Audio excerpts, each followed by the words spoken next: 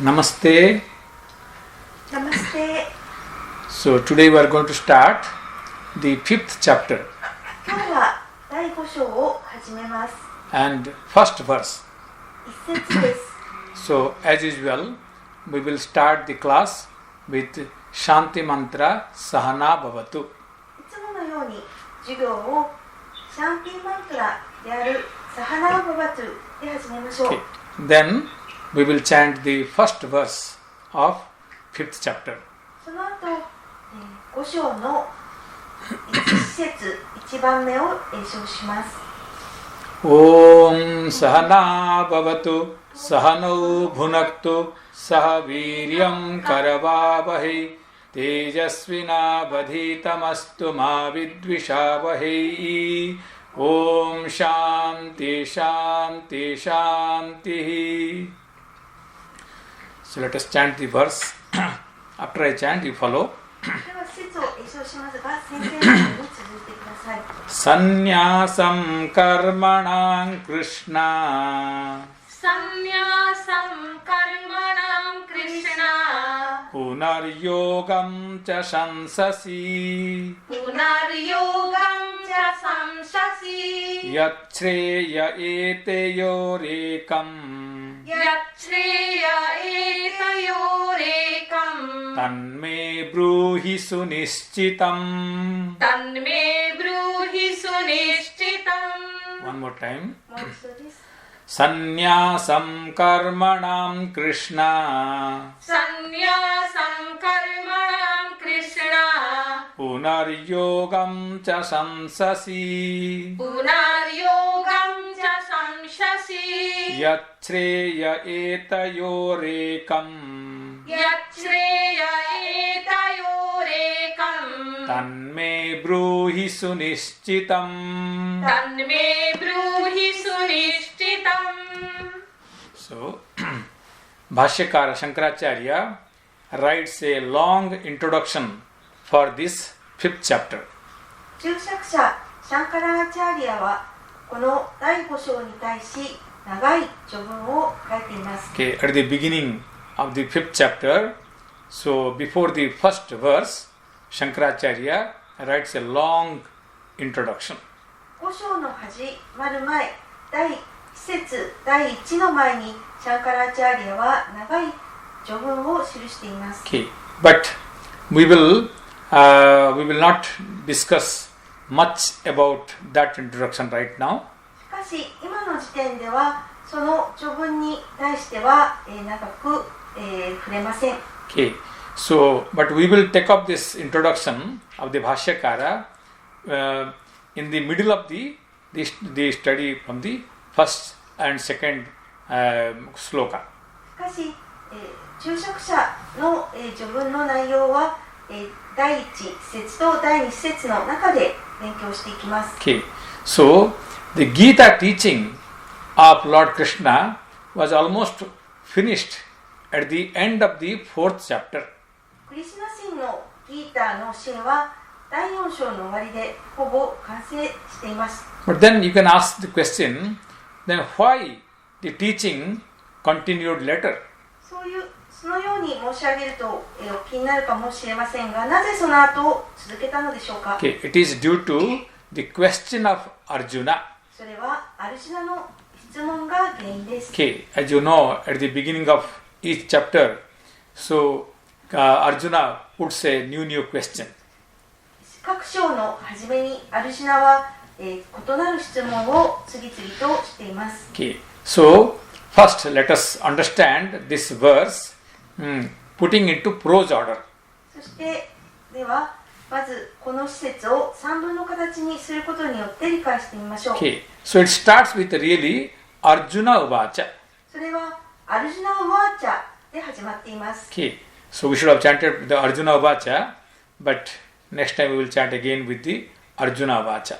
今日、施設にアルジュナ・ウワーチャを含めるべきでしたが、次回はアルジュナ・ウワーチャから一唱したいと思います。 Okay, Arjuna is the student of this Bhagavad Gita アルジュナはバガワットギーターの生徒です。 and Krishna is the teacher. そしてクリシュナ神が先生です。 Okay, Uvacha. Uvacha means asked. そそしてワーチャというのは尋ねた。 So what did Arjuna asked? アルジュナは尋ねた。何を尋ねたのでしょうか。 Okay. Hey Krishna, karmanam sannyasam shamsasi. O Krishna, you praise the renunciation of action. クリシュナよ、あなたは行為の法的を称賛します。 Okay. So in the whole of the fourth chapter, you have praised about this karma. 4章すべてにおいてカルマ、このカルマを称賛しました。 Okay. Whole of the fourth chapter, he went on praising about this jnana, the wisdom.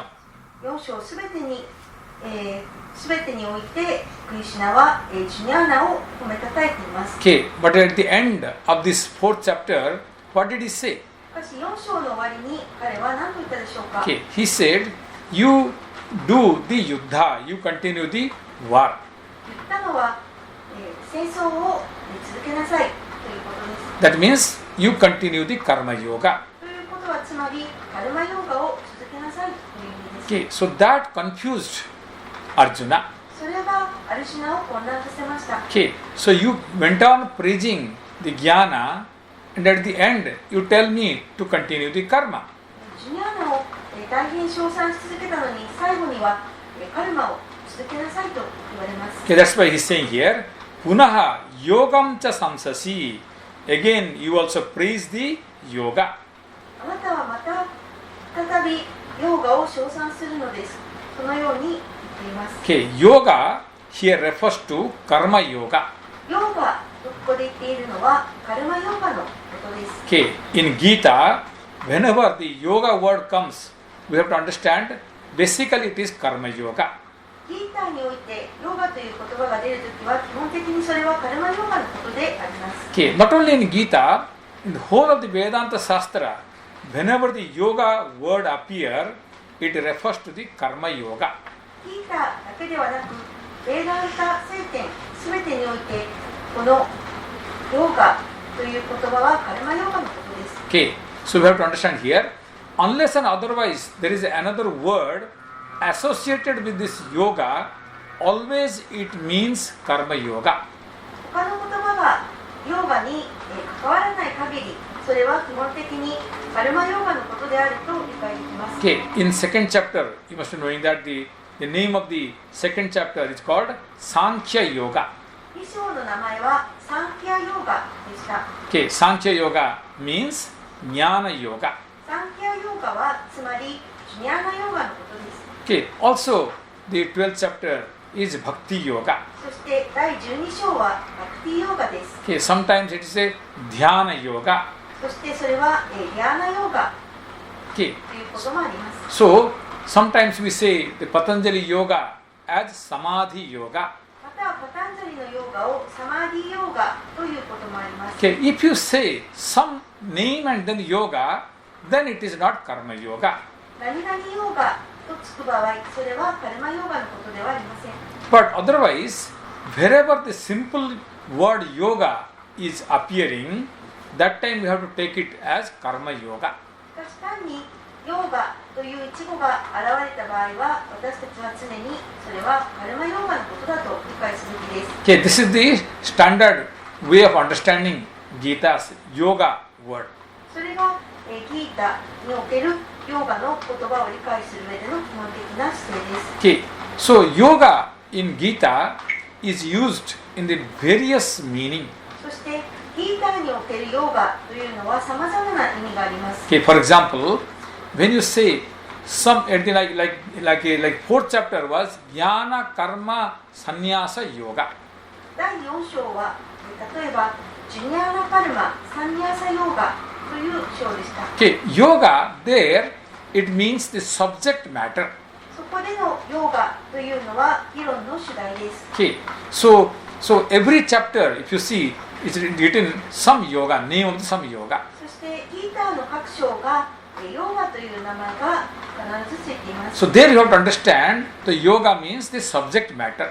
そこではヨーガが議論の主題なのだ、学びの主題だと理解すべきです。 Okay, this is how the yoga meaning keep on changing in Gita.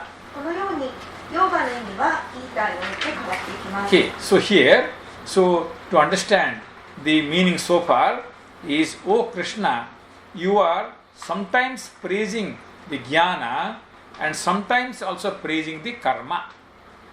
そして言っていますが、クリシュナよ、あなたは時に知恵をたたいたり、時に行為をたたいたりしています。 Okay, so I am totally confused. だから私は完全に混乱しています。 Okay, this is the meaning so far. これがここまでの意味です。 Okay, so your praise about karma and your praise about jnana, the knowledge and the action, it confuses me. あなたの、知恵に対しても、そして行為に対してもする称賛が私を混乱させます。 Okay, so what do you want? あなたは私にどうさせたいのですか？ Okay, then Gita is saying, Etayoho ekam me bruhi. So out of these two, tell me only one. これら2つのうち1つだけを言ってください。 Okay, Etayoho means between these two. エータ用語というのはこれら2つのうち、 Okay, ekam is only one. エーカムというのはたった1つの、 Me means to me.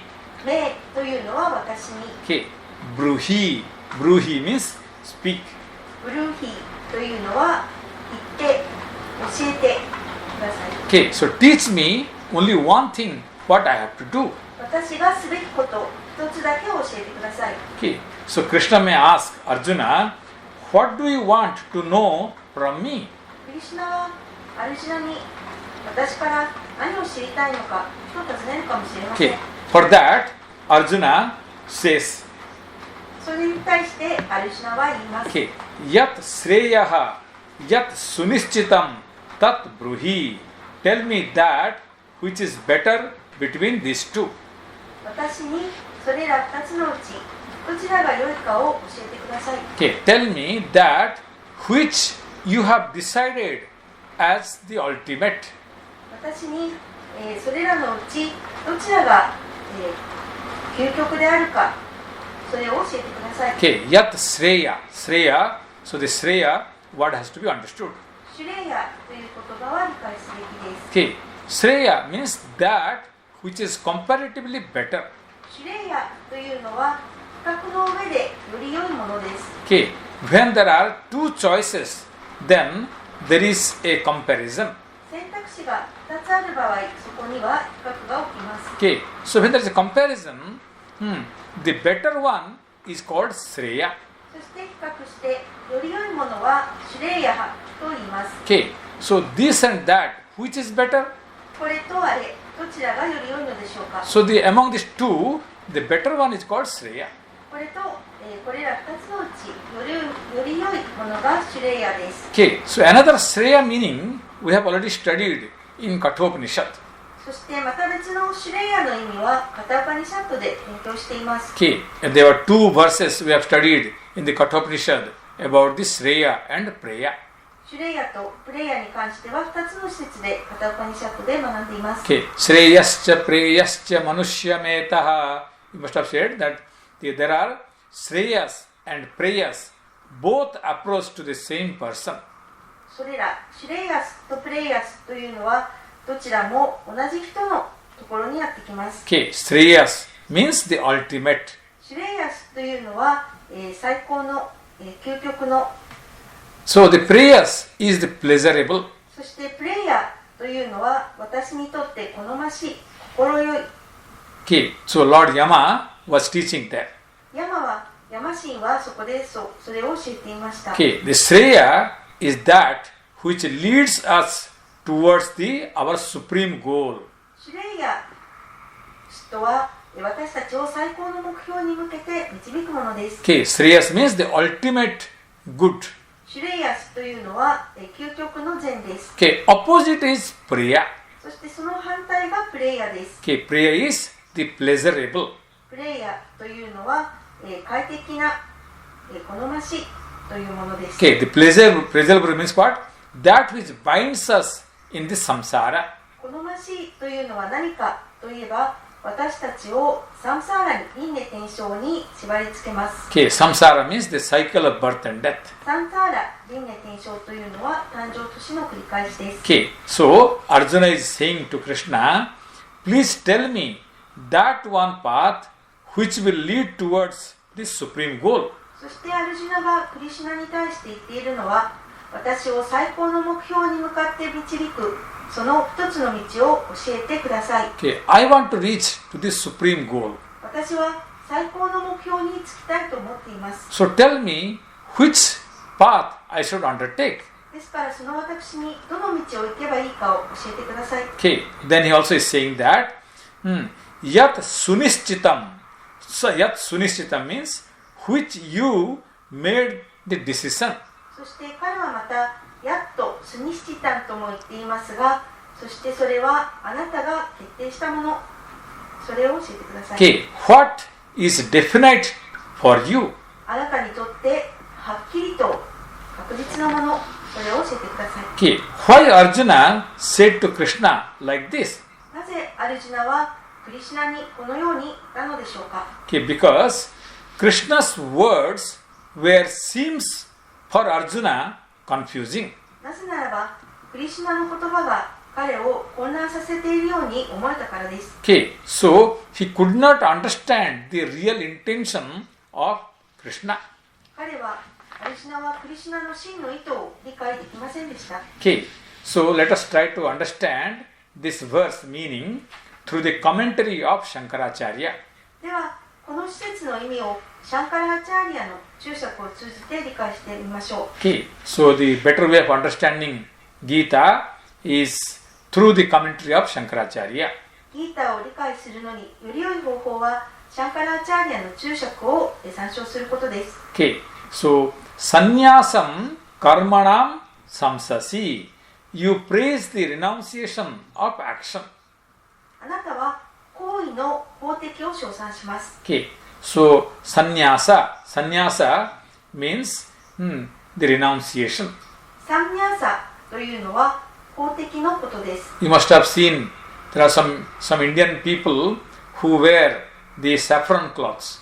インドの人がサフラン色の衣をまとっているのを見たことがある人もいるでしょう。 Also in Thai or even in Japan also some people wear the saffron cloths.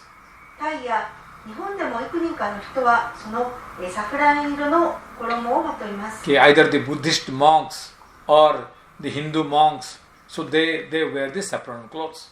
仏教の僧侶やヒンドゥー教の僧侶はそのオレンジ色のサフラン色の黄色っぽい色の服を着ます。 Okay, they are called sannyasi それらの人々はサンニャーシと呼ばれます。 or sannyasin. またはサンニャーシンと呼ばれます。 Okay, why they are called sannyasi? なぜサンニャーシと呼ばれるのでしょうか。 Because they have done sannyasa. なぜならば彼らはサンニャーサを行ったからです。 Okay, sannyasa means renunciation. サンニャーサというのは法的のことです。 Okay, so they have given up all the karma. すべてのカルマを捨てました。 Okay, so that's why they are called sannyasi. ですからそれらの人々はサンニャーシンと呼ばれます。 Okay, so they have given up all the action, all the duties of the society.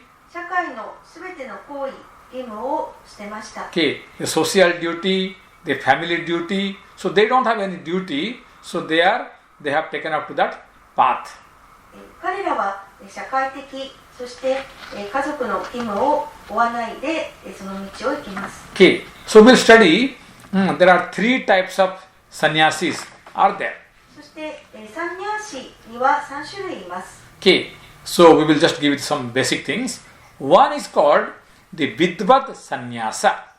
基本的な事柄ですが、一つはビットワットサンニャーサと呼ばれます。 Okay, second group of sannyasis are called Vividisha Sannyasa. そしてサンニャーシの2番目のグループはビビディシャサンニャーサと呼ばれます。 And third group of sannyasis, they are called Apad Sannyasi. そして3番目のサンニャーシの種類はアーパッドサンニャーシです。 Okay, we will not go very detail, but you have to understand that three types of sannyasis are there. あまりここでは詳細を述べませんが、サンニャーシには3種類あることを覚えていてください。 Okay, so those who are already enlightened, those who are already jnani, they are called vidvat sannyasi.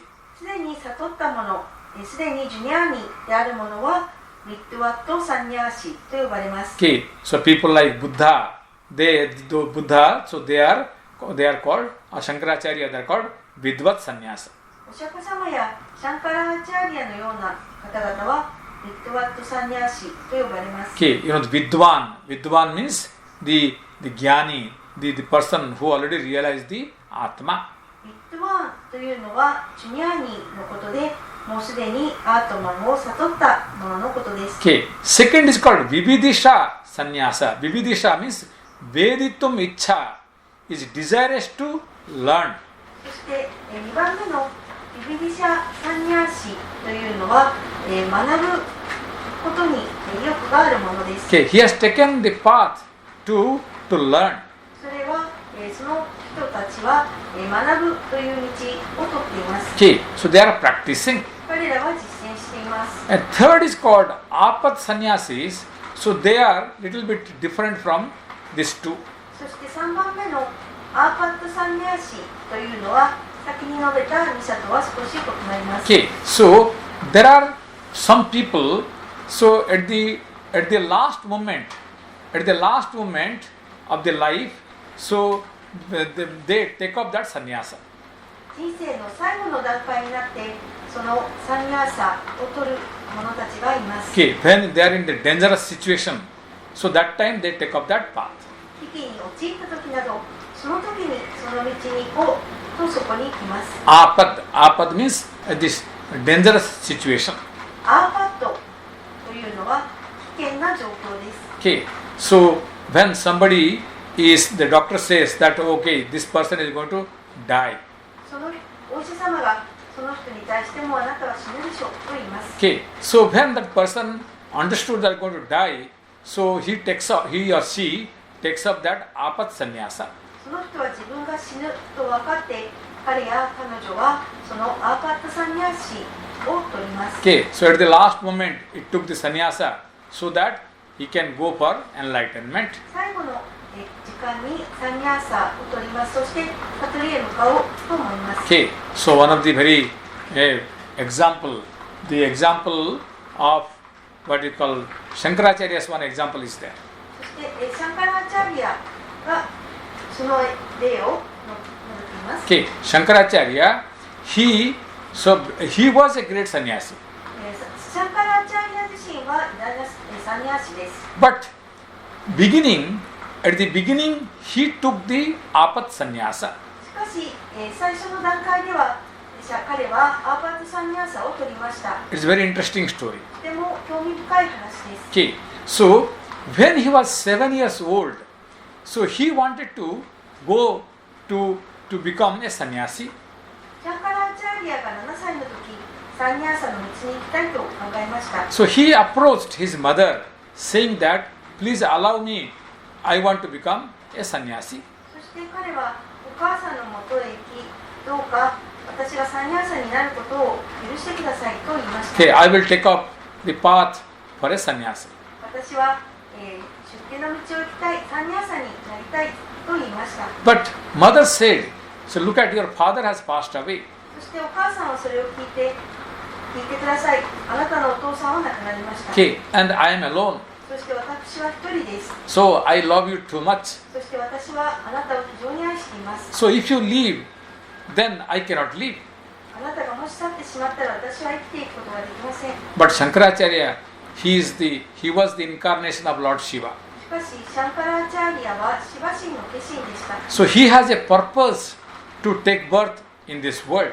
彼にはこの世界に生まれた目的がありました。 And he has to leave the house to go out so that he can fulfill the purpose. そして家を去っていく必要がありました。そうすれば自分の目的が果たせるからです。 Okay, so taking care of only one person, so that was not his purpose for taking birth. 一人の人だけを面倒を見て生きていくというのは自分が生まれた目的ではありませんでした。 So Shankaracharya made a plan. そのためにシシャンカラアチャーリアは計画を立てました。 Okay, one day, mother and son, they went to the nearby river. ある時、母と子は近くの川へ行きました。 So, when Shankaracharya was taking bath, one crocodile came and tried to swallow him.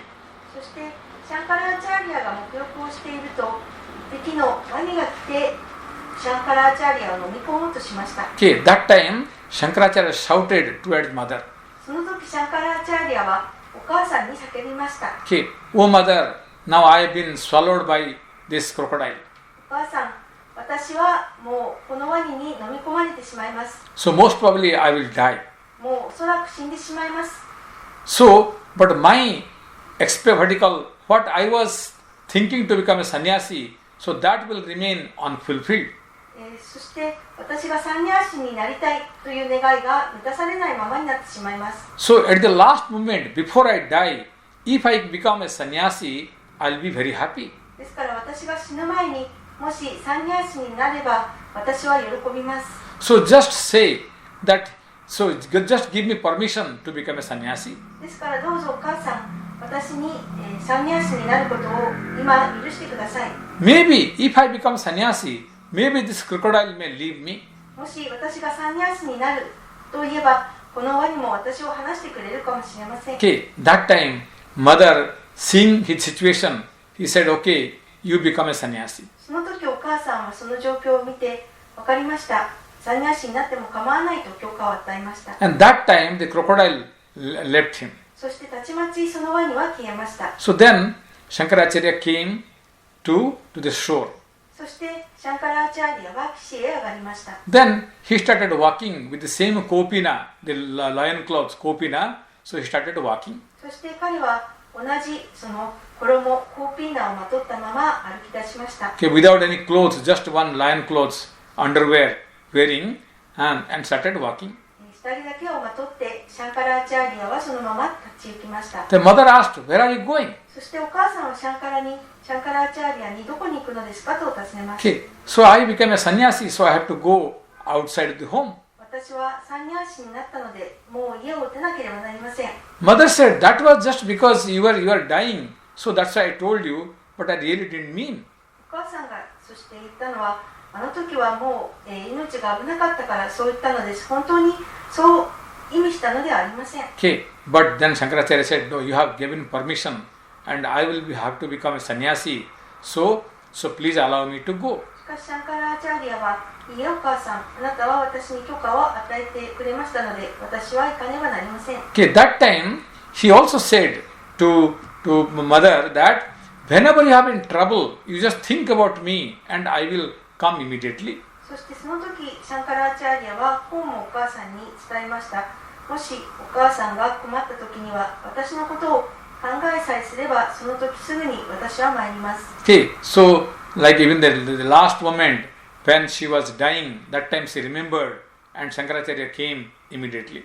そして実際にお母さんの死期が迫ったその時にシャンカラアチャーリアはすぐに現れました。 Okay, anyway, that time Shankaracharya took the apat sannyasa. その時シャンカラアチャーリアはアーパットサンニャーサを取ったのです。 Okay, later on he went to his guru Govindapada. そしてその後シャンカラアチャーリアは自分の師であるゴービンダパーダ先生のところに行きました。 And then he took the real sannyasa. そしてそこで本物のサンニャーサになりました。 Okay, anyway, so apat sannyasa means at the dangerous moment when a person is dying, the last moment one can take sannyasa. アーパットサンニャーサというのは例えば死が近づいてもう死にそうだという時に取るサンニャーサのことです。 But here the topic is the vidvat sannyasa.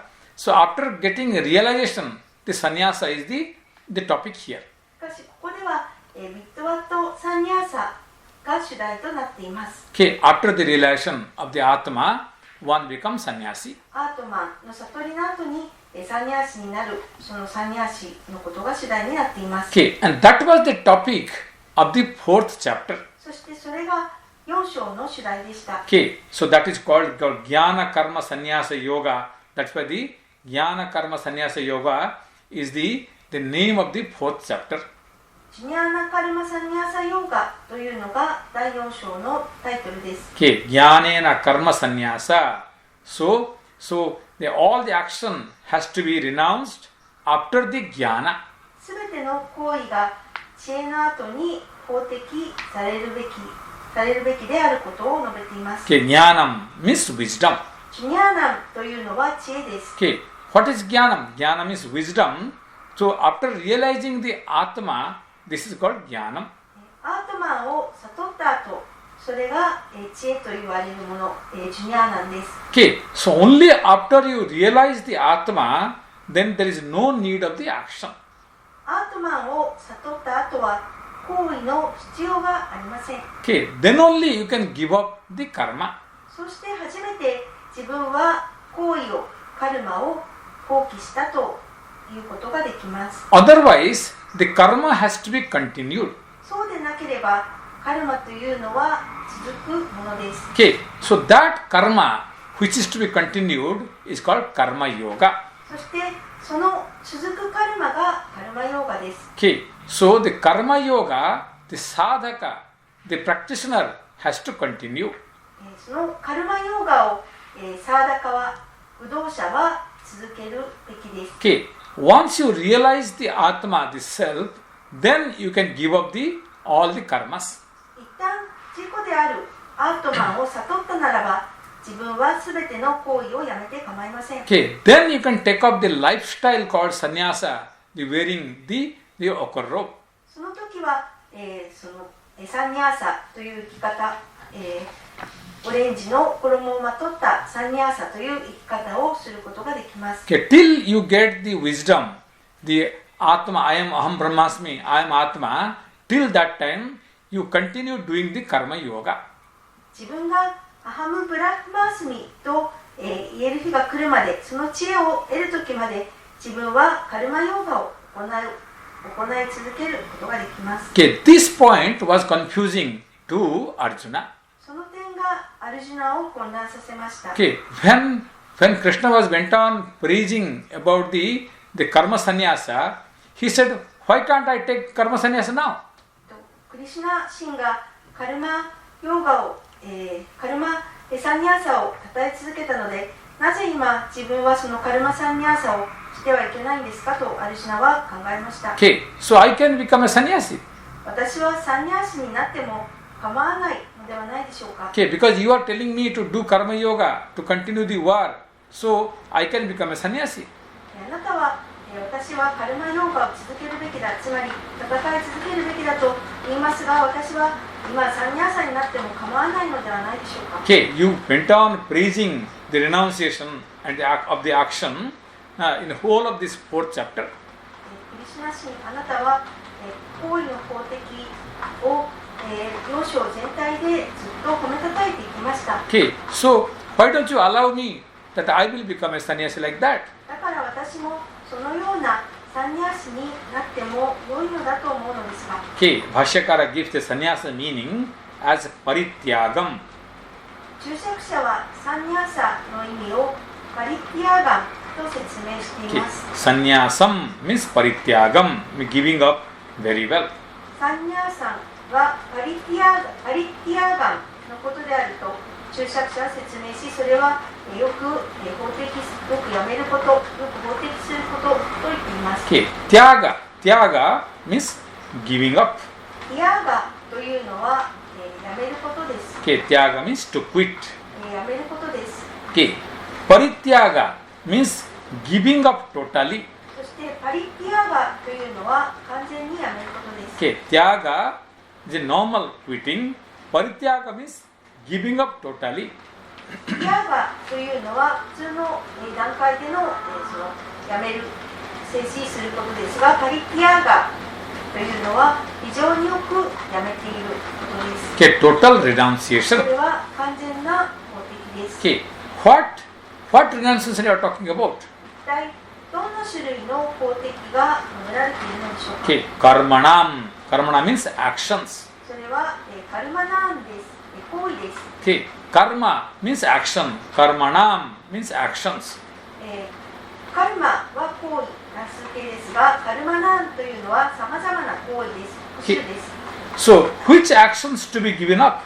一体どのような種類の行為をやめるべきでしょうか。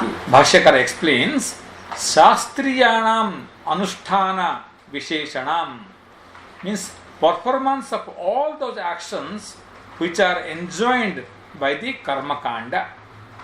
注釈者は言いますが、カルマカンダによって規定されているようなさまざまな行為の実行をやめるべきです。 Okay, Shastriyanam means enjoined by the scriptures. シャーストリアーナというのは聖典によって指示されていることで Okay, す。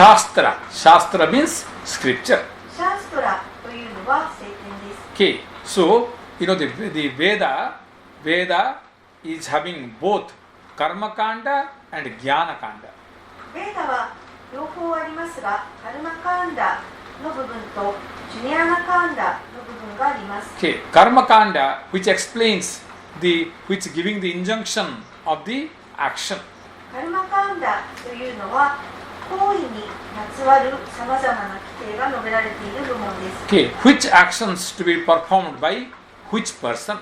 どの人間によってどんな種類の行為が行われるべきかを説明しています。 Okay, so the various types of rituals have been enjoined by the Karma Kanda. そしてまたカルマカンダにはさまざまな種類の儀礼も説明があります。 Okay, so Jnana Kanda is giving the wisdom part.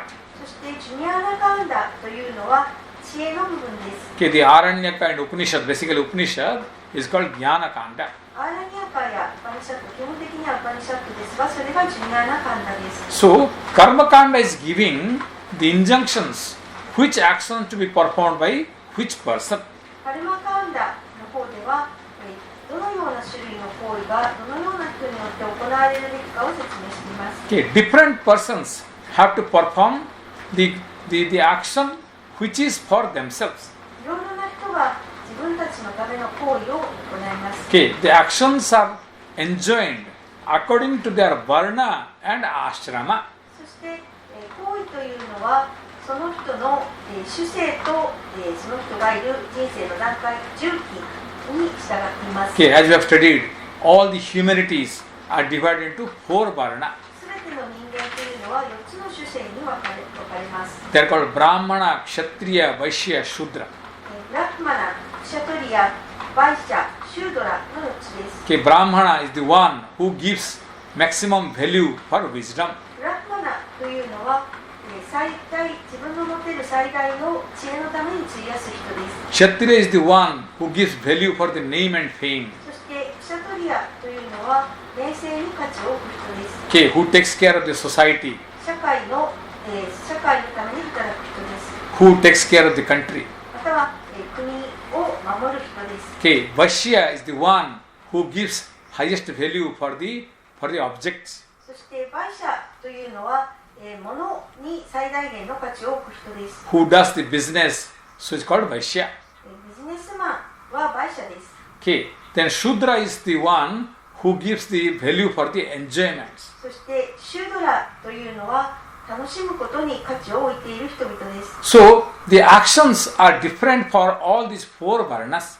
このように行為というのは4つの主性によってそれぞれ違います。 Okay, all people cannot do the same type of action.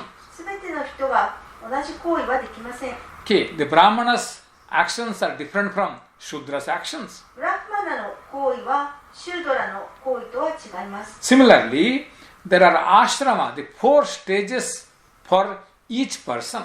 そして同じようにそれぞれの人にアーシュラマと呼ばれる人生の期間が存在します。 The younger the children, they go to school. 幼い若い子供は学校に行きます。 So they study.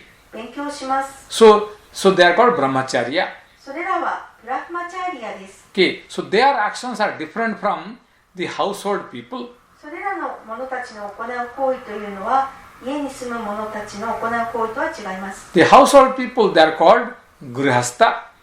家を、家計を持っている人はグルハスタと言います。 Okay, so they work and they take care of the family. 彼らは働いて家族の世話をします。 So the third stage is called vanaprastha. そそして3番目の段階はバーナプラスタと言います。 the retired people. 退職し引退した者たちです。 Okay, and the fourth stage is called sannyasa. そして4番目の段階は、サンニャーサの段階です。 Okay, so all the four stages have different of actions provided by the karma kanda. それらの、4つのそれぞれの、人生の段階にいる人は、カルマカンダにおいてそれぞれ行うべき行為が記されています。 Okay, so samsasi bhasyakara says here kathayasi, you speak. そして、サムシャシ話すというのが片やしと、ここでは注釈者によって説明されています。 Okay, samsasi also means prasamsayasi, means you praise. それはまた、サムシャシはプラシャンシャシ、称賛するそのように説明されています。 Okay, there is a word called prasamsa. Prasamsa means praise. プラサンサというのは称賛するという意味です。 Okay, it is a very famous word in Sanskrit language. サンスクリットの言葉でとても、よく知られています。 So, you praise the what you call giving up the action, and sometimes you say you continue the action. あなたは時に行為の法的をたたえ、そして時に行為を続けることをたたえると述べられています。 Okay, punaha yogam cha samsasi. Again, you also praise the yoga. またあなたはヨーガを称賛します。 Okay, so yoga, as I told you, the karma yoga. ヨーガは先ほどもお伝えしましたが、カルマヨーガの意味です。 Okay, here Bhashyakara says, punaha yogam cha tesham eva anushtanam avasyam kartavyam samsasi. You also praise about those karma to be performed. そして、注釈者は言いますが、あなたは行うべき行為の実行について称賛します。 Okay, the karma in the name of karma yoga. カルマヨーガの名のもとでそれを称賛します。 Okay, so in the name of karma yoga, one need to perform those actions. カルマヨーガの名のもとで行為を行うべきだと言います。 Okay, ataha me katarat sreya iti samsayaha. That is why my doubt is which is to be followed. だから私の疑問というのは一体どちらをすべきかということです。 Okay, katarat sreyaha. Which one is better among these two? カタラットスレイヤハというのは2つのうちでどちらが良いかということです。 Okay, kim karmanushtanam sreyaha? Is the performance of the karma is better for me? 行為の実行が私にとってより良いことでしょうか。 Okay, karma anushtanam. Anushtana means performance. アヌシターナンとありますが、アヌシターナンというのは行うこと、実行することのことです。 Okay, is it better for me to continue the karma?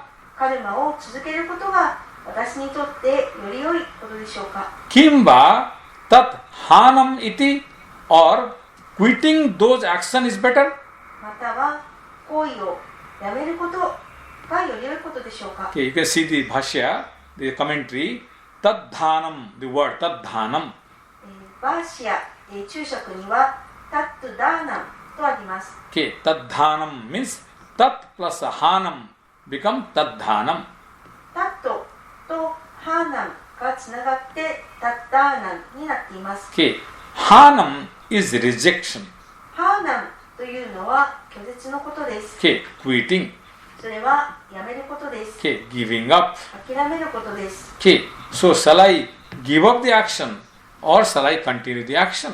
行為をやめるべきでしょうか、それとも続けるべきでしょうか。 Okay, so Arjuna says, prasasyataram cha anushteyam.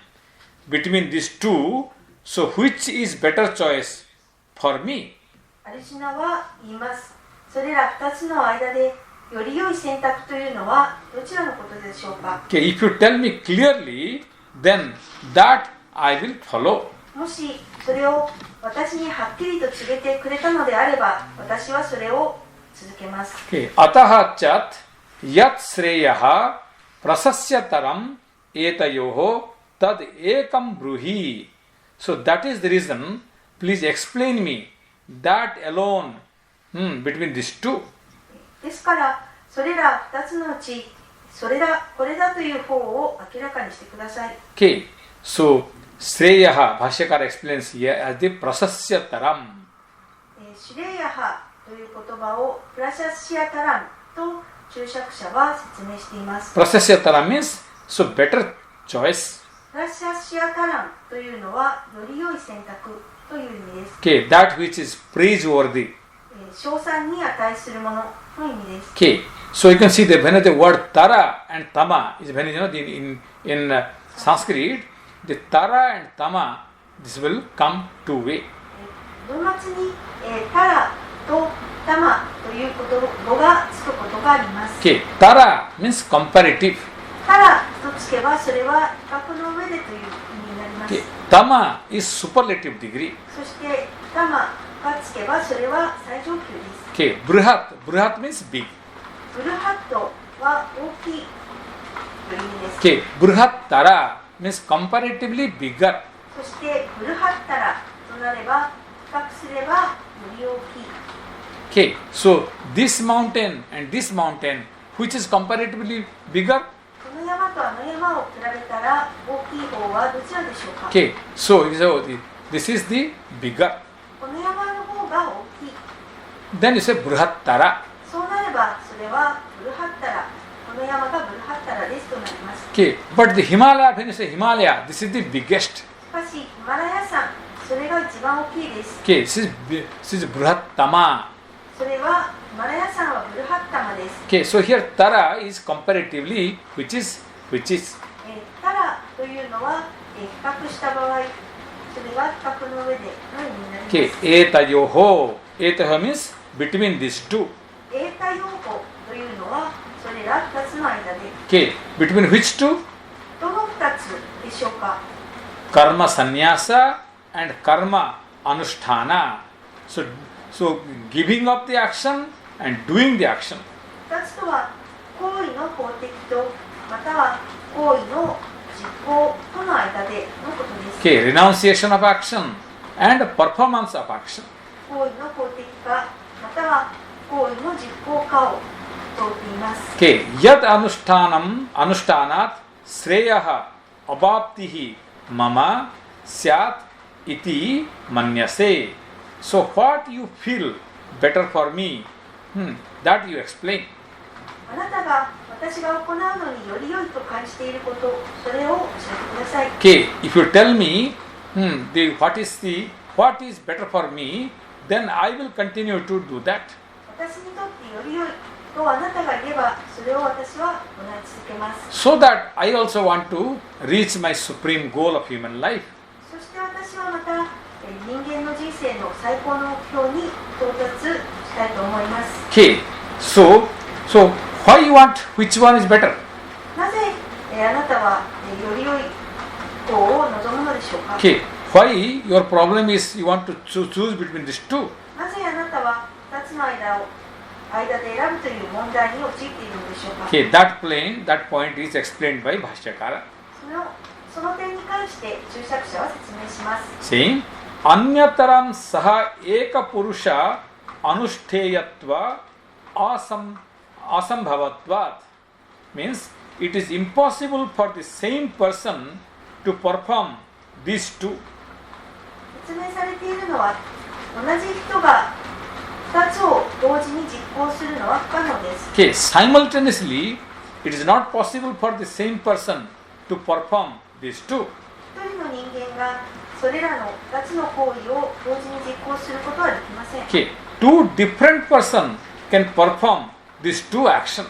別々の人であれば2つの行為を実行できます。 Or the same person can perform at two different times. または同じ人なのであれば別の時間であれば2つを行うこともできます。 But the same person cannot do these two at the same time. しかし同じ一人の人間が同じことを2つを実行することはできません。 Okay, why one person cannot do these two same times? なぜ一人の人間が同時に2つを実行することができないのでしょうか。 It is because both these are opposite to each other. なぜならばそれらは互いに反対のことだからです。 Okay, one is to do and other one is to renounce. 一つは行為を諦めることであるし、もう一つは行為をすることです。 Because they are opposite to each other, that's why the same person cannot do at the same time. お互いに反対の事柄なので、同じ人が同時にそれらを行うことはできません。 Okay, one is giving up the action, the other one is performing the action. 一つは行為をやめることで、もう一つは行為を行うことです。 Okay, so there can be choice between two equals. 選択というのは同等の2つのものがあったときにできます。 Okay, so the two equal things, you can have a choice. 2つの同じようなものがあった場合に選択が起きます。 Okay, for example, you can ask, shall I drink coffee or shall I drink tea? 例えば、私はコーヒーを飲もうか、お茶を飲もうか、そのように言います。 So they are the two equal to drinks, so you can choose between this tea and coffee. 同等のもの、飲み物があるので、コーヒーかお茶かを選べます。 Okay, similarly you can ask also, shall I eat rice or shall I eat bread? または、ご飯にしようか、パンにしようかと考えます。 Okay, but how about saying, shall I eat my lunch or drink water? しかし、昼食を食べるべきか、または水を飲むべきかとは言えません。 So this is no similar things. そこには同等のものがないからです。 Okay, so shall I eat or shall I go? 食べるべきか、または行こうか、そのようにも言いません。 Okay, so Arjuna's question stands, if I have to give up the karma at the same time, later then why I have to medical give up? アルジュナの質問の問題点というのは、しばらくして行為を、やめなければならないのであれば、なぜ、今やめないのですかということです。 Okay, so why can't I give up right now? なぜ今行為をやめてはいけないのでしょうか。 Okay, why I have to do the karma now and then renounce later? なぜ私は今行為を行い、そして後で法的するということをしなければならないのでしょうか。 You can see, so what Indian philosophy is teaching. インド哲学が何を教えているかを見てください。 Okay, first you do the karma yoga before the enlightenment. まず悟りの前にカルマヨーガを行ってください。 Okay, and later on, after you get enlightenment, then you give up all the action. そして悟りの後に全ての行為をやめても構いません。 Okay, at the beginning stage, you need to perform the karma yoga. 初めの段階においてはカルマヨーガは行うべきものです。 And after you get realization, then you can give up all the action. そして悟りを得た後は全ての行為をやめてもよいのです。 Okay, so now Arjuna's question is that why I have to do now and later on I give up? So why can't I give up right now? アルジュナの質問というのは、なぜ私は今カルマを行うべきで、なぜ後でそれを放棄しなければならないのでしょうか。 Okay, in the name of karma yoga, you start the action now. カルマヨーガの名のもとに今すぐ行為を始めてください。 And later you give up. そして後になってそれをやめてください。 Okay, so this is the teaching in the Gita. それがギータの教えです。 Okay, that is called karma sannyasa and karma yoga. それがカルマサンニャーサとカルマヨーガと言われていることです。 So karma yoga will have been performed by the ajnani, the unenlightened person. カルマヨーガというのは、悟っていない人、アジュニャーニによって行われます。 Okay, karma sannyasa means giving up the action will be performed by the enlightened person. そしてカルマサンニャーサ、行為の法的の方は悟った人によって行われます。 So this point is confused to Arjuna. そして、この点がアルジュナを混乱させました。 That's why Arjuna's question is, Katarat Sreyaha, which is better? That's why he's asking. そのためにアルジュナはどちらが良いのですかと尋ねています。 Okay, me bruhi sunishchitam abhipretam tavaiti. Tell me that which is what you think certainly better for me. あなたが確実に私にとって良いと思う方をどうぞ教えてください。 Okay, so this is the confusion, and from second sloka onwards, Krishna is going to answer. そしてそれがアルジュナの混乱で、第2節以降クリシュナが答えていきます。 Because Krishna thought, so here I will close my teaching at the 4th chapter. クリシュナが考えていたのは、私は私の教えを第4章で終えようということです。 Okay, but because of this question, the basic question, again Krishna has to continue the whole of the 5th chapter. しかしこの基本的な疑問のためにクリシュナは再び第5章を続けることになりました。 Okay, so we will go to the second verse in the next class. So if you in between, if you have any question, you can ask. 次のギーターのクラスでは第2節に進みますが、それまでに今日までのところご質問があればどうぞお願いいたします。 Okay, if you have any doubt about today's topic, so far we have studied, you can ask questions. 今日ここまで学んだことで質問があればぜひご質問ください。 Okay, karma sannyasa and karma yoga. So these are the two topics. カルマサンニャーサとカルマヨーガが2つの主題でした。 Okay, because whole of the 4th chapter, what Lord says is that karma sannyasa, after getting the jnana, one can give up the action. 第4章の全体がこのカルマサンニャーサの主題でしたが、知恵を得た後は行為はやめても良いことを説いていました。 Okay, and at the end, he realized Arjuna has not got the enlightenment. そして、4章の終わりにクリシュナはアルジュナがまだ、悟っていない、理解していないことを見て取りました。 Okay, he is not ready for the karma sannyasa. まだカルマサンニャーサには準備ができていないと分かりました。 Okay, for that reason, Krishna advised Arjuna to continue the karma anusthana, continue the karma yoga. そのためにクリシュナはアルジュナに、カルマアヌスターナ、カルマを続けることを示しました。 Okay, till you get enlightenment, you realize the Aham Brahmasmi, till that time you continue the karma yoga. 悟りを得るまで、自分がアハムブラフマースミと思えるまでカルマヨーガを続けるようにと言いました。 Okay, so The first question is from Tomomi Kaneko-san. 金子さんの質問は、サンニャーサの定義について質問。ごめんなさい。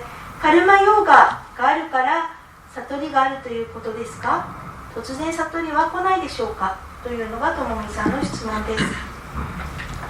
okay, very good question, thank you. とても良い質問ありがとうございます。 Okay, so without doing karma yoga, your heart will not get purified. カルマヨーガを行わないことには心が浄化されません。 Okay, so if you don't perform the karma yoga, our heart will not get purified. カルマヨーガを行わないと心がきれいになりません。 If the heart is not purified, then the knowledge will not be established. 心がきれいにならないと知識が確立しません。 Okay, wisdom gets established only when the heart is purified. 知識や知恵が確立するのは心がきれいになって初めて可能です。 So right now, our heart is filled by various desires. 今現在、私たちの心はさまざまな欲望でいっぱいです。 Lots of enemies are sitting in our heart. たくさんの敵が心の中に存在しています。 Okay, like the desires, the anger, the greediness, all these, the enemies are sitting in our heart. 欲望や怒り、貪欲さといったようなものがたくさん心に存在しています。 The pride, the jealousy, the attachment, so these are already sitting in our heart. 傲慢や嫉妬、執着のようなものが心に多く存在します。 So as long as these enemies, the desires are taking their space, the wisdom cannot take place. そしてこれらの敵、欲望たちが場所を占めている限り知恵が入る場所がありません。 Okay, so let's see an example. 例で見てみます。 See, This Gita, the Upanishads, they are teaching us, you are the Brahman. ギーターやウパニシャットはあなたはブラックマンであると教えてい Okay. ます Tattvamasi, you are that. タットワンアシあなたはそれであると教えています You are that pure Brahman. あなたはその純粋なブラックマンであると述べます Okay. But that doesn't make any meaning for us. しかしそれは、私たちには何の意味もなしません Okay. But if somebody says, you are a fool, you are a thief, that hurt us. しかし誰かがあなたはバカだ、泥棒だと言うとそれは私たちを傷つけます We get angry, we start fighting with that person. そして怒ってその人と喧嘩をし始めます Okay. If you say you are Brahman, you are Atman, that doesn't make any sense to us. あなたはブラックマンだ、アートマンだと言われても自分には意味がありません You are the part of the Lord of the universe. 全世界の神の一部ですと言われます That doesn't make any sense in us. しかしそれは私たちの中で何の意味ももたらしません But moment we hear that somebody says, this fellow told me I'm a fool, so that makes me angry. しかし、誰かにバカと言われたこと、それが私の怒りをもたらします That person told me I am a thief. あの人があなたのことを泥棒だと言っていたよと言われて怒ります But Veda said you are Brahman, that doesn't make any sense. But some fool told me you are a fool, so that made you sense. ベーダがあなたはブラックマンだと言っていることが意味をなさないのに、誰かがあなたは泥棒だ、バカだと言ったことが意味をなします So that means you understand that our heart is already polluted. ということはつまり自分の心がすでに汚れてしまっていることだと理解すべきです Okay, that is the reason by doing karma yoga, we need to purify our heart. そういったことのためにカルマヨーガを行ってそして心をきれいにすることが重要になってきます And once the heart is purified, automatically the wisdom will take place. そして一旦そのように心がきれいになったならば自動的に知恵が確立します That's the reason the scriptures always pounding that you purify your heart by doing the karma yoga. ですから聖典は何度も何度もカルマヨーガを行って心をきれいにした方が良いのだと述べてくれます Okay, what is our second question? No, there is only one question. はい Then next question is from Manila-san. For the ordinary human beings, karma yoga is necessary to reach till the ultimate goal. Do we have to do jnana yoga and karma yoga in parallel? Yeah. マリアさんが、質問してくださったのですが、普通の人がカルマヨーガを究極の目標に到達するために行うことは分かりますが、しかし、質問は、シュニャーナヨーガとカルマヨーガは、同時進行で並行的に行っていけるものでしょうか So what we say jnana yoga is nothing but the study of the scriptures. 私たちがシュニャーナヨーガと言っているのはつまり聖典の勉強のことです Okay, so by studying of the scripture, the knowledge will enter. 聖典の勉強によって知恵が入ってきます And then by doing the karma yoga, our heart will be purified. そしてカルマヨーガを行うことで心が浄化されます Okay, the study of the scriptures, the teaching, also if you have some students, you can teach them. 聖典の勉強をしてそしてまた自分が教えている生徒がいれば教えることもできます Okay, adhyayana means learning the scriptures. アッティアーヤナというのは聖典を学ぶことです Okay, adhyapana means teaching what you have learned. そしてアッティアパナというのは学んだことを教えることです Okay, by learning and teaching, your knowledge will be more clearer and more clearer. 学ぶことそして教えることで自分の持っている知識はより明確に確実なものとなるでしょう Okay, our biggest obstacles is our own intellect. 私たちの一番大きな障害となるのは自分自身の知性です We have to convince our own intellect. 私たちは自分の知性に納得させねばなりません Okay, once the intellect is understood, then our doubts will be cleared. 一旦知性が納得すれば私たちの疑問ははっきりします。 Okay, that's why the wisdom has to be keep on entering into our heart. ですから知恵というのはずっと私たちの心に入り続けていくべきものです。 Okay, so sometimes also you can study of the scripture also you can do as a karma yoga. そして時に聖典の勉強をカルマヨーガとして行ってもよいのです。 Okay, so you can do the study and contemplation, teaching as the karma yoga also. 勉強や、そして教えること、そして瞑想をカルマヨーガとして行っても構いません。 Okay, chanting the mantra also you can do as the karma yoga. マントラ演唱をカルマヨーガとして行うこともできます。 Okay, meditation also you can do as a karma yoga. 瞑想はカルマヨーガになります。 Okay, so whatever things will helpful for purifying your heart, you can do as a karma yoga. 心をきれいにするのに役立つどんなことでもカルマヨーガとして行って構いません。 Okay, so thank you very much. どうもありがとうございます。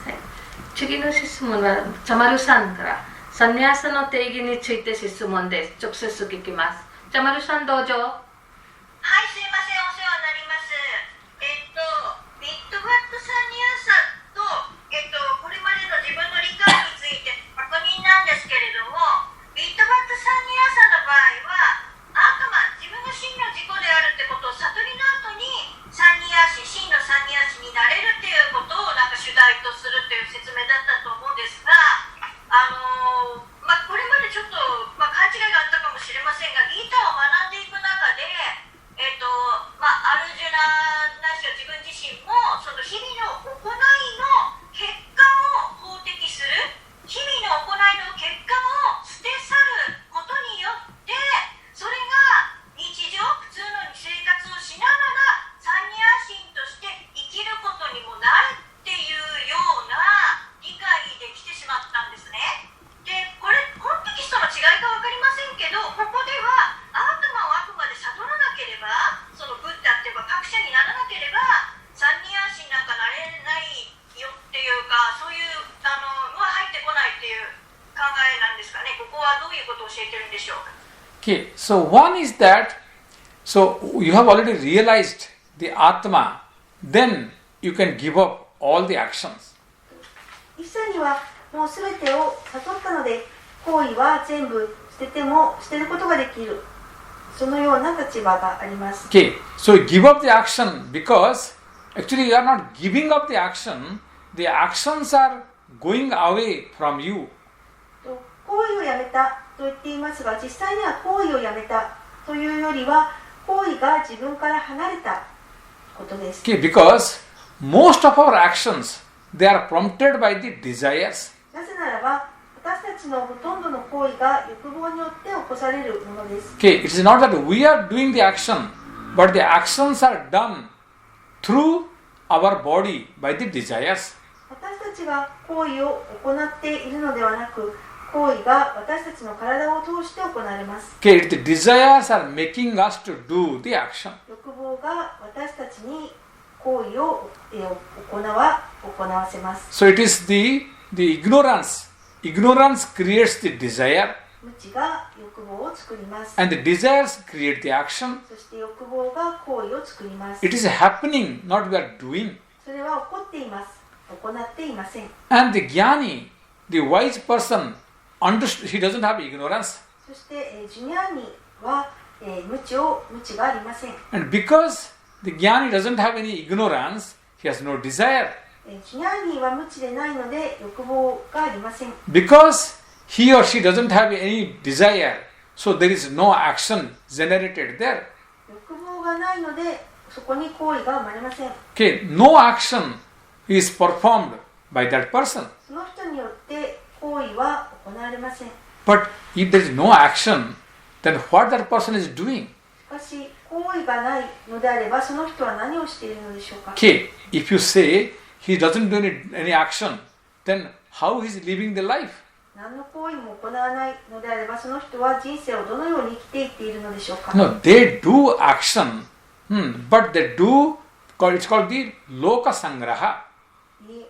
行為を行っています。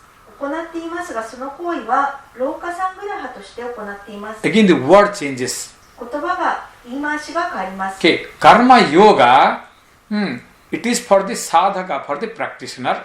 カルマヨーガというのは、実践者、駆動者によって行われます。 But when the jnani does the action, then it's called loka sangraha. しかし、ジュニャーニが行為を行うと、その行う行為はローカサングラハと言われます。 Okay, Buddha was also very busy doing action after the enlightenment. お釈迦様も悟りの後、いろいろなことをして忙しくしていました。 Okay, probably he became more busy before the enlightenment. 悟る前よりももっと忙しかったぐらいです。 Shankaracharya became more busy. Not a single day he was resting, all the time busy. シャンカラーチャーリアも一日も休まずにずっと忙しくしていきました。 Okay, traveling from one end to other end of India. インドの端っこから端っこまで旅をしていきました。 That is also by walking. そしてそれも徒歩でです。 Okay, so he was born in the southernmost part of India. シャンカラーチャーリアが生まれたのはインドの南の端っこです。 So he went vertical, but he left his body at the highest part of India. So it's near Kedarnath. そして、シャンカラーチャーリアが肉体を離れたのはインドの、一番、その高さのあるその高い、高地で、ケダルナートという場所です。 Okay, it is what you call the topmost part of India. それはインドで一番、その土地が、その高度が、高い場所です。 And left the body means not that he really died, but he entered into Himalaya. Of course, he disappeared in the Himalaya. So at the end of the northernmost part of India. 北の、端っこで、シャンカラーチャーリアはヒマラヤに、ヒマラヤに溶け込んできました。本当に死んだというふうには捉えられていません。 Okay, because he did not leave the body, because his body was not found anywhere. He entered into Himalaya and disappeared. 体を、去らなかった。体は肉体は見つからなかったので、シャンカラーチャーリアはヒマラヤに合流したと考えられています。 Okay, he wrote commentary for all the what you call the 12 Upanishads and Gita, Brahma Sutra. He wrote. シャンカラーチャーリアは、12のウパニシャットや、ギータやブラフマスートラなどに、注釈を記していっています。 Okay, Shankaracharya seems to be the busiest person. シャンカラーチャーリアはおそらく、とても忙しかったの、最も忙しい人だったのではないかと思います。 Okay, very young age he left the body. まだ、幼い、自分に、家を去っています。 Okay, so even if you see Janaka also very busy. まだ若くして世を去りました。そしてジャナカも非常に忙しい人でした。 Okay, so Janaka, he was an enlightened soul. ジャナカは悟った魂です。 He's a Rajarshi. ラージャリシ王戦です。 But people don't called him as an enlightened person, but everybody went to him as an emperor. しかし、周りの人はジャナカを悟った魂とは捉えず、皇帝として敬っていました。 Okay, ordinary people, they didn't go to him for getting the enlightenment. 普通の人はジャナカ王のところに悟りを得るために行ったわけではありませんでした。 So all the people, they were coming to him as an emperor. 彼のもとを訪れる人はジャナカ王を皇帝として、そして来ていました。 So all these people, whether Janaka or Shankaracharya or Buddha, they were doing the action. Their action is called Loka Sangraha. そのようなジャナカ王やシャンカラーチャーリアやお釈迦様が行っていたような行為はローカサングラハと呼ばれます。 So they want to become the example for the society. そして彼らは社会の例となっています。 If they will give up the action, then the ordinary people also will give up the action. 彼らが行為をやめてしまったら、また普通の人、一般の人も行為をやめてしまうでしょう。 Okay, ordinary people will give up the action because of the tamas quality. 普通の人は行為をやめるのはタマス質のためです。 So these enlightened people, they don't want to give up the action just to become an example for the society. They continue the action. ですから、悟った人は皆のお手本になるべく、行為はやめずにそれぞれ行っていきました。 That is called Loka Sangraha. その場合、その行為はローカサングラハと So the enlightened person continue the action even after the enlightenment. ですからそのように悟った人は悟りの後でさえ行為を続けていきました。 But not to fulfill their basic desires, but for the benefit of the world. しかし何か欲望を満たすということのためではなく、世界のためにという目的です。 Ordinary person does the action for his or her for fulfilling the desire. 普通の人は行為をその彼や彼女の欲望を満たすという目的のために行います。 Okay, but for the enlightened person, so this is not for fulfilling the desire, but for the welfare of the world. しかし、悟った人が行為を行うのは欲望を満たすためではなく、社会のために、社会の安寧のためです。 It's called Vasudhaiva Kutumbakam, means the whole universe is one family. それはワスデはトゥンバカンと、言われますが、世界が一つの大家族という意味です。 Okay. ありがとうございます。 Okay. はい。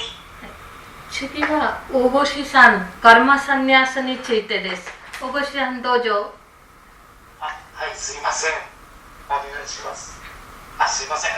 今のジャマズさんの質問でほとんど答え伺ってしまったような、伺ってしまったかと思ったんですけども、カルマサンニャーサということで行為を法的したら、やることがなくなってしまうのかと思ったんですけども、もう、人生の最高の目的の悟りを達成したから、達成して全ての知識を得たから、自分が悟るっていう目的のために行為を行う必要がなくなったってことでよろしいでしょうか。それでそうなった時は、何もしないんじゃなくて、世界に貢献できるから何もしないでいるんじゃなくて、せっかくだからって言ったらあれですけど、世界に貢献できるからそれをすべきだし、それをたくさんやってブッダは忙しかったという理解でよろしいでしょうか。すいません、お願いします。See, that's why we have got the karma here. The ordinary people, they do karma for fulfilling the desire. ここでのカルマということですが、普通の人は欲望を満たすために行為を行います。 That is called kamya karma. それはカーミヤカルマと言われます。 Okay, kamya means desire prompted action. カーミヤカルマというのは欲望によって促された行為です。 Okay, so the desire is prompting to do the action. 欲望が行為をさせるように促します。 Once the desire is fulfilled, the action stops for some times. 欲望が満たされれば、行為は一定の期間止まります。 Then the new desire comes, the new action starts. そして新しい欲望がやってきて、新しい行為が始まります。 That's why people keep on changing the job. ですから人は仕事を変え続けたりします。 Okay, why did you change your job? なぜ仕事を変えたのですか？ Because I make more money in this job. 私はこの仕事でより多く稼げるからです。 Okay, if I change my company, I get more benefit. 会社を変えた方が私には得があったからです。 So ordinary people, they do the job for fulfilling their desires. 普通の人は仕事を欲望を満たすためにします。 It's called kamya karma. それはカーミヤカルマです。 Whereas the sadhaka, the practitioner, does the called the niskama karma. 一方、サーダカは、不動者はニシュカーマカルマを行います。 So kamya karma become niskama karma. The desires have no space in each action. カーミヤカルマがニシュカーマカルマになって、そして欲望がいられる場所がなくなります。 Okay, so there if you see some people, they go to some temple and they clean the temple area. ある人はお寺に行ってお寺の周囲を掃除します。 Okay, why are you cleaning the temple? なぜお寺を掃除しているのですか？ Okay, do you get some money from the temple? それによって何かお金をいただいているのですか？ No, we like to do something. So I think I came to the temple and started cleaning it. いえ、このように何かをするのが好きなのでお寺に来て掃除をしているのです。 So I don't get any money. I'm not working for money.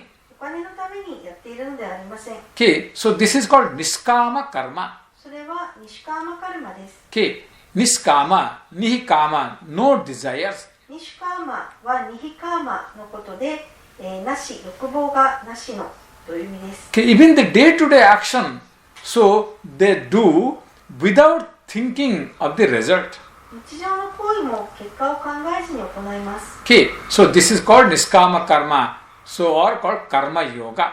それが、ニシカーマカルマと呼ばれることで、またカルマヨーガのことです。 Okay, then once the heart is purified, once you become enlightened, then you do the action. そして一旦心がきれいになれば、そして悟りを得れば、また行為を行います。 Again, there what happens? そしてどうなるでしょうか。 There the desire is not there. そこには欲望がありません。 There again the niskama karma, that I am going to do the action without the desire, that thought is not there.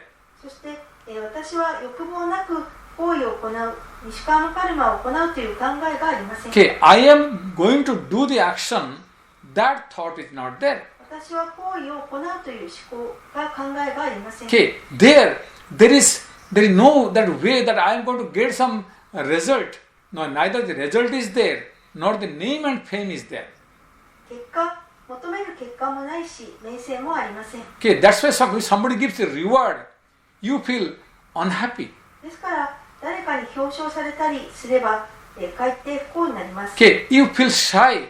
Oh, I am doing some job, then people see and they want to give me a reward for that. 私はかえって恥ずかしく思います。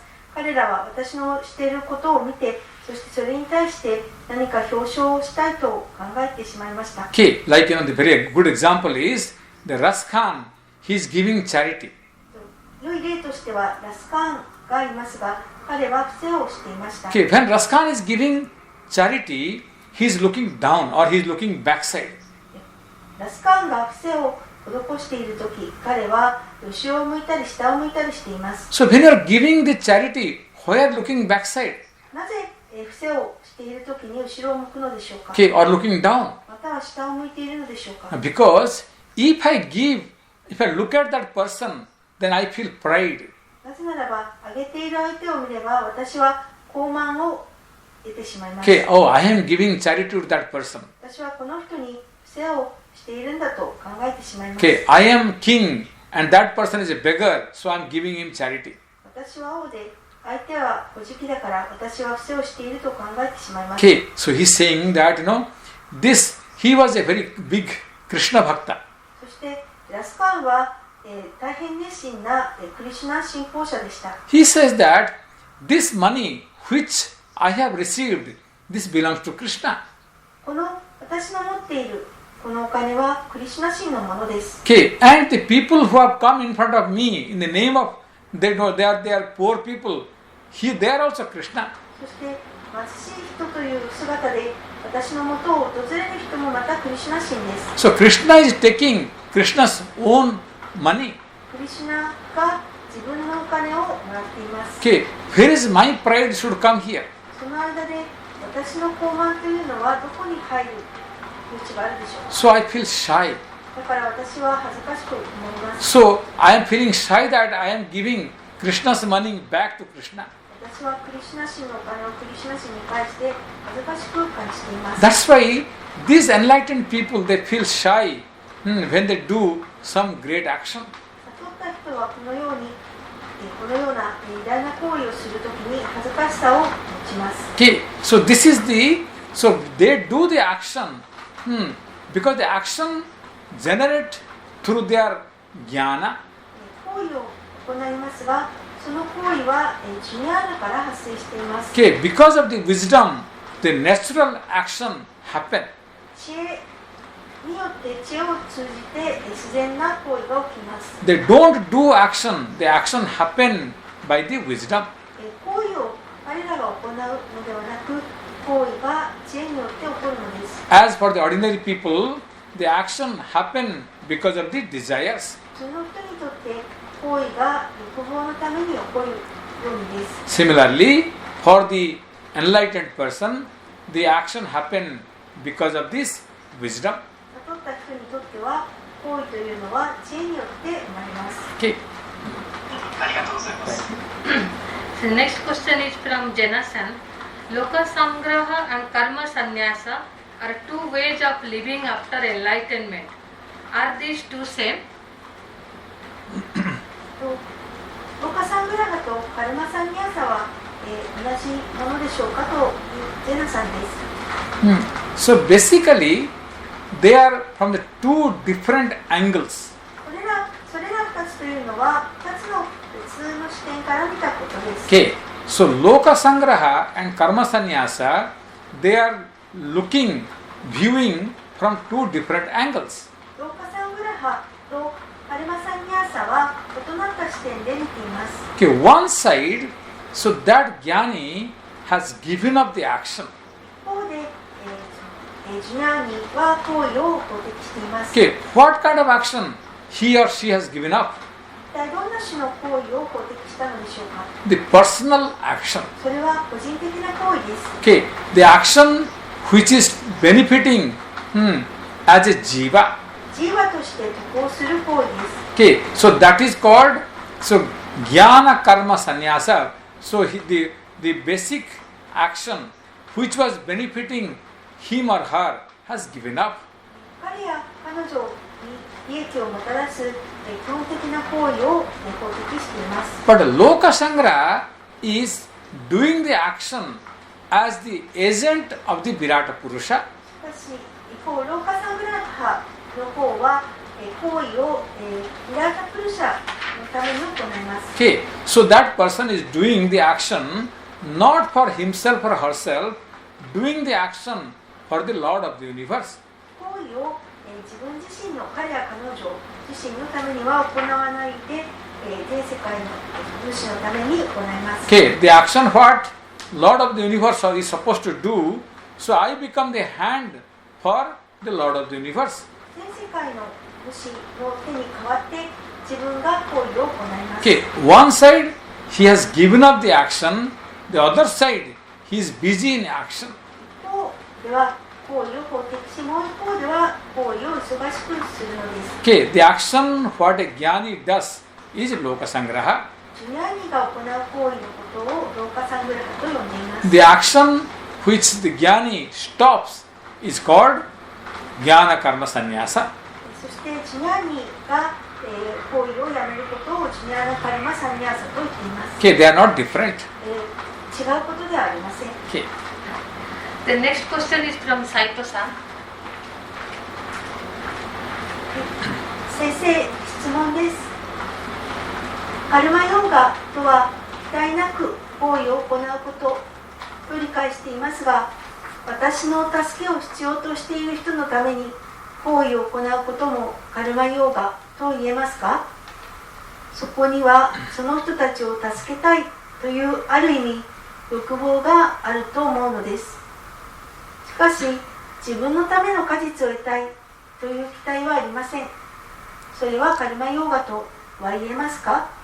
よろしくお願い申し上げます。 Okay, Saito-san, you are welcome after many years. 斉藤さん、はい、お久しぶりです。はい、お久しぶりです。 So Saito-san is the one who has started this Benkyokai really. 斉藤さんはこの勉強会を本当に始めた方です。 Okay, so many years before she alone used to come and attend this class, and this Japanese class started because of her. 何年も前に斉藤さんはお一人で勉強にいらして、そして彼女の存在のおかげでこの勉強会は始まりました。 Okay, and now again she is back, so she is welcome. 今、参加されて戻ってこられたので、嬉しく思っています。 Okay, so now the topic is that, so at the beginning we have to be a little bit selfish. その、述べたいことというのは最初は少し、自分勝手であるべきです。 Okay, so every human being has to be selfish at the beginning. すべての人間は初めの段階においては多少自分勝手であるべきです。 Okay, what is selfish here meaning? ここでの自分勝手と言っていることの意味は何でしょうか？ Okay, I have taken birth as a human being. 私は人間として生まれました。 I have a purpose to get this birth. そして私には誕生した目的があります。 And that purpose is to get the enlightenment. そしてその目的というのは悟りを得ることです。 I have to release from this bondage or from the cycle of birth and death. 私は誕生と死の束縛から逃れねばなりません。 Right now, I am bound. 今私は束縛されています。 Now I am bound. When I am bound, how can I have a time and energy to help somebody else? こうやって束縛されている私は他者を助けるための時間と勢力がどこにあるでしょうか。 Okay, so here the scripture says, first you release yourself, then you can release other people. 聖典で述べているのは、まずは自分を解放してください。そしてそれから他の人を助けてください。 So first you become Buddha, then only you can help many others. まず自らがブッダとなって、そしてその後に多くの人を助けることもできます。 Okay, you are bound and you want to help others. What way you can help others? 自分が束縛されている時に他の人を助けることはどのようにしてできるでしょうか。 Okay, sometimes our ego thinks, oh, I am not bound, I am released, so I am going to help others. 時に私たちのエゴは、私は束縛されていない、解放されているのだ、だから他の人を助けに行くと考えます。 Okay, the fact is that I am bound. 実際自分は束縛されています。 I am bound by Sattva, Rajas, three gunas. 私はサットワ、ラジャス、タマスという3つのグナに束縛されています。 So, one has to be selfish in getting enlightenment first. ですからまず初めは、自分中心になって悟りを得るべきです。 Okay, then later on, after you get enlightenment, after you get released, then you can help others. そして後に悟りを得て解放されて、その時は他者をも助けに行くことができます。 Okay, so in Kathopanishad says very beautifully, Andheneva niyamana yathandha. So one is blind and trying to help other blind people. カターパニシャットで素晴らしい説明がありますが、一茶の盲目の者が他の者を助けようとしています。 Okay, so this person is blind and is trying to help other blind people. その人は自分が盲目ですが、他の盲目の者たちを助けようとしています。 Then what will be the result? どのような結果を生むでしょうか。 Both this blind person and that blind person both will fall in the gutter. その助けようとした盲目の者も助けられようとされた者たちも両方とも溝に落ちてしまいます。 Okay, so similarly, first we get the wisdom, the eye of the wisdom, and then we can help other people. まずは自らが知恵を得て、そして他者のもとへ行きます。 So thinking that I want to help somebody else, this itself is a big problem. 私は他者を助けたいのだと考えること自体が大きな問題となります。 So this is also explained in Indian philosophy as the sickness. それはインド哲学では病気と説明されます。 Okay, of course, helping somebody around me who is really in a problem once in a while, that is okay. もちろん自分の周囲で困っている人を時折助けることは構いません。 So you help without the without the knowledge of somebody. 誰かに気づかれないように助けます。 Okay, you don't have to say I am helping somebody. 誰かを助けているという必要はありません。 Okay, so if somebody is really in trouble, you help such a way, neither that person should know, nor anybody should know. もし本当に困っている人がいたら、助けられた当人がわからないうちに、または周りの者がわからないように助けるべきです。 Neither that your ego should feel that I have helped that person. また自分のエゴもこの人を助けたんだというエゴを持たないように助けるべきです。 Okay, that kind of karma yoga is very good karma yoga. そういったカルマヨガは非常に良いカルマヨガ Okay, です。 neither the person whom you are helping should know. 助けてあげている相手が知るべきでありません。 Okay, neither your ego should know. また自分のエゴもそれを知るべきでありません。 Okay, not that anybody should able to see. そしてまた誰の目にも映るべきでありません。 Like a very, there are some people, they help the people, like the people when somebody is suffering, they give food, but without the knowledge. ある人はインドでは例えばある人が苦しんでいる人、食べ物のない人を助けることがありますが、それはわからないように行います。 Okay, somebody is suffering, they don't have a blanket in the cold winter. So the night time they go and put the blanket and then come out. 寒い時に毛布がなくて苦しんでいる人のところへ行って、わからないうちに毛布をかけて、そして去ります。 Okay, they don't know whom they have given the blanket. その毛布をもらった人は誰がくれたものか分かりません。 Okay, neither this person knows, the giver knows, nor the receiver knows. あげた人も分からなければもらった人も分かりません。 But the charity happened. しかしそのような不正が実際に起こっています。 This is the right karma yoga. それが正しいカルマヨガです。 But if your ego is demanding, oh, I have helped this person, then it is no more karma yoga. もし自分のエゴがこの人を助けたんだというそういう気持ちを持つことをさせるならば、それはもうカルマヨガになっていないのです。 Okay, anyway, today the time is finished, so we will end here.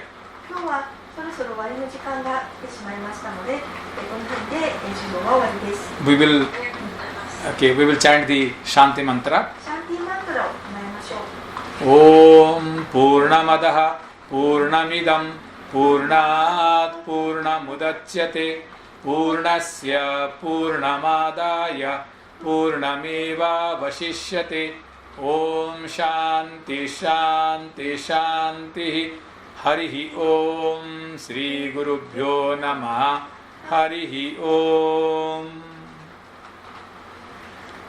Thank you very much. どうもありがとうございました。